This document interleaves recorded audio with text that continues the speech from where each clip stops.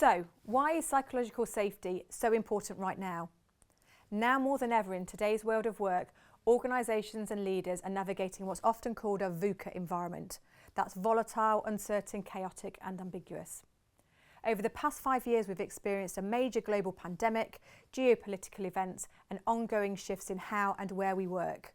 Looking forward, we can see that the changing technological landscape and use of artificial intelligence are also going to have a significant impact on our workplaces. These changes create complex, often unpredictable conditions that demand adaptability and resilience at every level of an organisation. One factor that's become increasingly important in this context is psychological safety. That's the shared belief that it's safe to speak up with questions, concerns or mistakes, without fear of embarrassment or retribution. During the pandemic, we saw how teams with high psychological safety were better equipped to manage change. They could talk openly about the challenge of remote work, exchange strategies, and make joint decisions about how to adapt, all of which led to more effective transitions. A study looking at teachers during COVID-19 found that the teams with psychological safety performed better across 5 areas: learning, accountability, collaboration, decision-making, and professional culture. This highlights just how foundational psychological safety is to team functioning, particularly during times of uncertainty. Psychological safety also supports organisations more broadly, especially when it comes to handling disruption. In a fast-changing market, organisations need to be able to act quickly, solve problems, and tap into the full capacity of their people.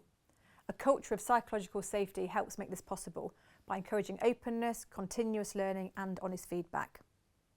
For example, organisations that had already built psychological safety before the pandemic were often more successful in transitioning to remote work.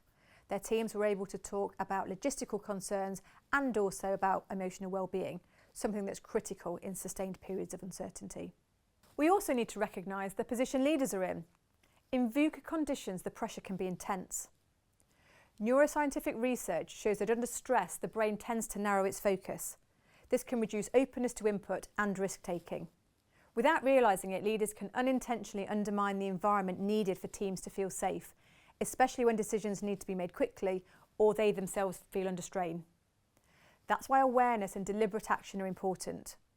Psychological safety doesn't just happen, it's shaped by leadership behaviour and the team norms that leaders create. We've long known that psychological safety is linked to strong performance, but in the face of greater complexity, ambiguity and pressure, it becomes even more crucial. Maintaining and nurturing psychological safety is a practical, evidence-based way to help teams and organisations adapt, respond and continue to perform, not just in times of crisis, but as an ongoing strategy for working in a constantly evolving world.